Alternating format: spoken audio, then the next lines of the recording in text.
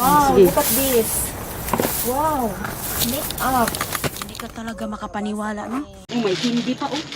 Si Inday Roning ay isang Filipina social media vlogger na kilala sa kanyang mga dumpster diving adventures sa Florida, USA. Sa kanyang YouTube channel at social media platforms, ipinapakita niya kung paano siya nakakakuha ng mga kalakal mula sa mga basurahan, kabilang ang mga pagkain, damit at iba pang kalakal na maaari pa niyang magamit o ibahagi sa iba.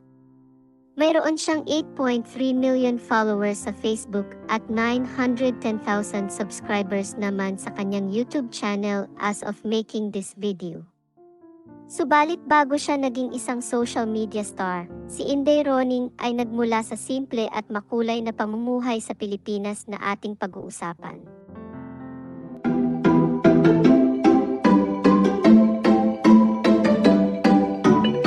Sa makabagong panahon, marami tayong natutuklasan na bagong pamamaraan kung papaano mag-save o magkaroon ng ekstrang pagkakakitaan. Nandyan na ang mga crypto, online sugal at iba pa. Ngunit isa sa ating kababayan ang nangibabaw ang pagmamahal sa pamilya at ang kanyang sipag, hindi lamang para sa sarili kundi pati na rin para sa kanyang kapwa. Siya ay walang iba kundi si Rona Meloche o mas kilala bilang Inday Roning.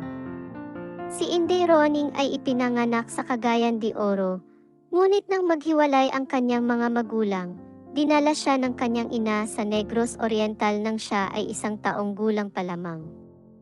Noong siya ay 2 taong gulang naman ay nagdesisyon ang kanyang ina na subukang magtrabaho sa Maynila, kaya't dinala siya ng kanyang ina upang alagaan ng kanyang lola Matilde at kalaunan ay lumipat sila sa Bukidnon kung saan niya nilaan ang kanyang kabataan. Hindi madali ang naging buhay probinsya ni Inday Roning. Ang kanilang pangunahing ikinabubuhay ay ang pagsasaka, kung saan ang mga pagkain na kanilang kinakain ay mula sa kanilang mga ani. Nagtatanim sila ng mga gulay, niyog, at tubo na kanilang ibinibenta sa palengke upang kahit paano ay magkaroon sila ng pera. May mga alagang hayop din sila tulad ng baboy, baka, at kambing na siya ring kanilang ibinibenta. Ngunit kapag dumadating ang mga bagyo, nagiging mahirap para sa kanila na magkaroon ng sapat na pagkain. Ang kakaunting kita naman ng kanyang ina ay nakakatulong, ngunit hindi ito sapat kaya naman kahit sa murang edad nito ay natuto siyang magtrabaho bilang isang kasambahay upang makatulong na rin sa pang-araw-araw na gastusin at pangtustos na rin sa kanyang pag-aaral. Sa kabila ng mga pagsubok ay matagumpay niyang natapos ang kanyang pag-aaral sa kursong commerce sa San Isidro College sa Malaybalay. Ngunit tila mapait ang kapalaran para kay Inday Roning. Hindi siya pinalad sa kanyang mga job application. Pero sa edad niyang 20 ay nagkaroon siya ng isang kung tawagin ay pen pal na Amerikano. Sa mga di nakakaalam, ang pen pal ay isang tao na nasa malayong lugar, especially sa foreign country, na nakakapalitan ng sulat ng isang individual, kaya't malabo ang pagkikita ng personal, ngunit maaari lamang kung gugustuhin ng isa't isa. Ang purpose ng isang pen pal na relasyon ay upang mahasa ang kaalaman sa pagsulat o pagbasa ng foreign language katulad ng English. Isa rin sa purpose nito ay upang magkaroon ng mas maraming kaalaman sa iba't ibang bansa at kultura nito o pwede rin sa pakikipagkaibigan katulad ng ginawa ni Inday Roning. Nakilala ni Inday Roning ang isang 35 taong gulang na Amerikanong lalaki at bumisita ito sa Pilipinas na naging dahilan upang sila ay magkaroon ng pagkakaibigan na kalaunan ay naging oportunidad para kay Inday Roning na makapunta sa Amerika. Noong taong 2009, sa edad na 22 anyos, dumating siya sa USA upang makasama ang kanyang mas matandang Amerikanong pen pal. Nagpakasal siya rito at nagkaroon ng maayos na pagsasama noong una, ngunit nang maglaon, ay unti-unti niyang napansin ang labis nitong pag-inom ng alak na hindi naman nagustuhan ni Inday Roning. Naghiwalay sila, ngunit dahil sa kabaitan ng ating kababayan, ay binigyan niya ng second chance ang Amerikano Matapos nitong humingi ng tawad at nangakong hindi na maulit. Ngunit sa pangalawang pagkakataon ay naulit ito at mas lalong lumubha, kaya naman nagdesisyon na ang ating kababayan na tuluyan ng bumitaw at mag-file na ng divorce kahit pa nakasalalay ang kanyang green card sa desisyon na ito.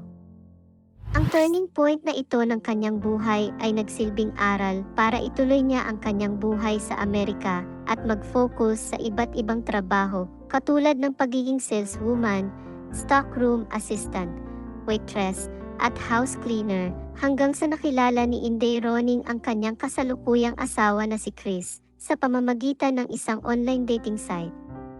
Nagkasundo sila dahil sa kanilang pagkakapareho ng prinsipyo at kagustuhan na magkaroon ng mga anak. Ang respeto ni Chris sa kultura at lutong Filipino ay dumagdag pa upang mas lalo siyang magustuhan ng ating kababayan. 3 taon silang magkasintahan bago sila magpasyang magpakasal noong June 11, 2018. Ang bagong kabanata sa buhay ni Inday Roning ay nagdulot sa kanya na gumawa ng YouTube channel na ang content ay tungkol sa kanyang pagbubuntis at noong January 2021 naman ay dito siya nagsimula gumawa ng content tungkol sa kanyang paghahanap ng kayamanan sa basurahan o dumpster diving. Hawak ang mga gloves, bota, cellphone camera, at flashlight, sinimulan niyang ibahagi sa kanyang mga manonood ang kanyang dumpster diving adventure. Ang mga bagay na kanyang nakukuha sa mga basurahan ay hindi lang basta patapon na mga bagay kundi magagamit at mapapakinabangan pa katulad ng groceries, sariwang prutas, canned goods, chocolates, personal care items, pangunahing kagamitan sa bahay, over-the-counter supplements, kasuotan, alahas, at maging mga kasangkapan sa bahay. Maingat niyang sinusuri ang mga bagay na maari pang magamit at mapakinabangan na natatagpuan niya sa kanyang mga kapitbahay, malalaking grocery store, department store, at mga tindahan sa buong Florida. Ang mga nalikom niya na mga pagkain at mga kagamitan ay ipinapadala niya sa kanyang mga kaibigan, kapamilya, o kahit sa kanyang mga followers sa Pilipinas. Ayon naman kay Inday Roning na karaniwan na lamang sa US ang magtapon ng mga bagay lalo na kung ito ay may maliliit na pinsala, gasgas, o sira-sirang packaging.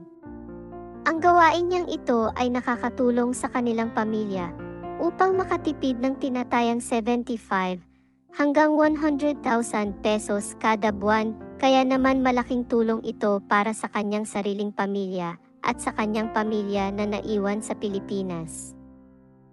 Sa ngayon ay masayang namumuhay ang ating kababayan kasama ang kanyang mga cute na anak na si Christiana o kung tawagin ay Ate Aguy Aguy, Baby CJ at ang kanyang asawa na si Chris o Dada Cano habang patuloy pa rin ang pagbabahagi ni Inday Roning ng kanyang dumpster diving adventure sa kanyang mga social media account.